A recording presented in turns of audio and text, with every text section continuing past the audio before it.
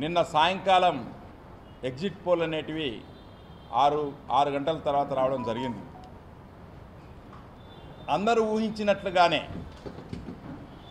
అందరూ అనుకున్నట్లుగానే ప్రజల అభిష్టం మేరకే ఎగ్జిట్ పోల్స్ కూడా భారతదేశంలో ఉన్నటువంటి వాళ్ళందరూ కూడా ఈ ఆంధ్రప్రదేశ్లో చంద్రబాబు నాయుడు ముఖ్యమంత్రి కాబోతున్నాడు, తెలుగుదేశం పార్టీ, బీజేపీ, జనసేన పార్టీకి ఊహించనటువంటి రిజల్ట్ రాబోతుంది, మంచి మెజార్టీ రాబోతుంది అని చెప్పి మెజార్టీగా ఉన్నటువంటి రాజకీయానికి సంబంధించినటువంటి వేరే వాళ్ళు కాకుండా అతీతాలకు సంబంధించినటువంటి సర్వే టీంలన్నీ కూడా చెప్పినాయి.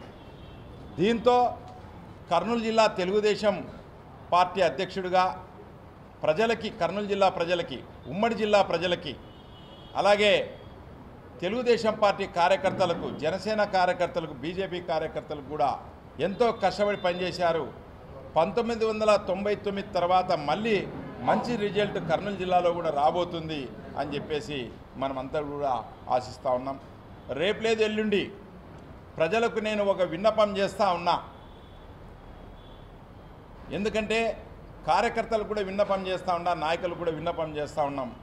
ఎవరు కూడా గలాటాలకు కానీ లేక భేషాజ్వాలకు కానీ పోకుండా ధైర్యంతో మంచి రిజల్ట్ వస్తుంది, మంచి ప్రభుత్వం వస్తుంది, మనం అనుకున్నటువంటి ప్రభుత్వం చంద్రబాబు గారి నాయకత్వంలో వస్తుంది. కాబట్టి మనమే ఒక మెట్లు తగ్గి కానీ గొడవలకు కానీ ఇంకో దానికి మన వైపు నుంచి కవింపు చర్యలు వద్దు అని చెప్పేసి మేము చెప్తా ఉన్నాం. మేమందరూ కూడా, నేను కానీ, సోమిశెట్టి గారు కానీ, బీటీ నాయుడు కానీ, నాగేశ్వర యాదవ్ గారు కానీ, కేవీ సుబ్బారెడ్డి గారి, ప్రభాకర్ గారు కానీ మేము అందుబాటులో ఉంటాం ఇక్కడనే పార్టీ ఆఫీస్లో, కార్యకర్తలకు కానీ ప్రజలకు కానీ. కాబట్టి కౌంటింగ్ పోయే ఏజెంట్లు కూడా రేపటి నుంచి చాలా నిష్ఠగా ఉండాల్సిన పరిస్థితి. ఎందుకంటే ఎన్నికల కమిషన్ వాళ్ళు ఆ బ్రీతింగ్ టెస్ట్ అనేది చేస్తూ ఉన్నారు. కాబట్టి ఇంకా కొంచెం వాళ్ళ ప్రభావం ఉండే పరిస్థితి ఉంటుంది. కాబట్టి ఎవరైనా కళ్ళు సరాయి తాగేటోళ్ళు రేపు తర్వాత మానుకుంటారా నాయన అని చెప్పి అందరికీ చెప్తున్నాం, అన్ని పార్టీలకి. ఎందుకంటే ఆడపోయినా బయటకు దొబ్బుతారు, వైసీపీ వాళ్ళైనా, టీడీపీ వాళ్ళైనా, ఎవరైనా కూడా. కాబట్టి రేపు నుంచి నిష్ఠత ఉండాలి, చంద్రబాబు గారు ముఖ్యమంత్రి అవ్వాలి అని చెప్పేసి మీరందరికీ కూడా తెలియజేస్తున్నాం. ఎందుకంటే జగన్మోహన్ రెడ్డి గారు ఎన్ని ప్రయోగాలంటే అన్ని ప్రయోగాలు చేశారు. ఆయన చెయ్యని ప్రయోగం అంటూ లేదు, చెయ్యని దుర్మార్గం అంటూ కూడా ఏం లేదు.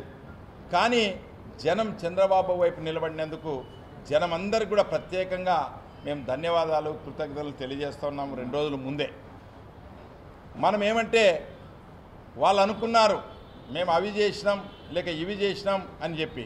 వాళ్ళకి నిజంగా ఆ ఎగ్జిట్ పోల్స్ కానీ లేక ఇంటెలిజెన్స్ రిపోర్ట్స్ ఉంటే చేయరు. చూస్తున్నాం ఈరోజు పోస్టల్ ఆఫీస్లో ఇంకా పోస్టల్ బ్యాలెట్ని ఆపినారు. ఆ 1000, 1500, 2000 ఓట్లతో కూడా మేము గెలుస్తామేమో అనే గొంతెమ్మ కోరికలు, అంటే మన దింపుడు గల్ల మాషలు అంటాం, వాటిని పోస్టల్ బ్యాలెట్ను కూడా పోస్ట్ ఆఫీస్లో ఆపించినటువంటి ఇంత దిగజారిన వ్యవస్థని ఎప్పుడు చూడలే. ఇటువంటి దుర్మార్గం ఉంది.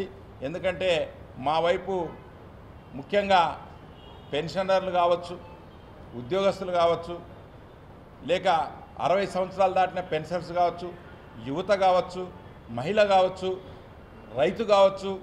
ఎందుకంటే రైతుకు ఈరోజు చూసాం, ఈరోజు ఆయన చేసుకున్నటువంటిది ఆయనకే ఈరోజు ఎదురు తిరిగిపోయింది.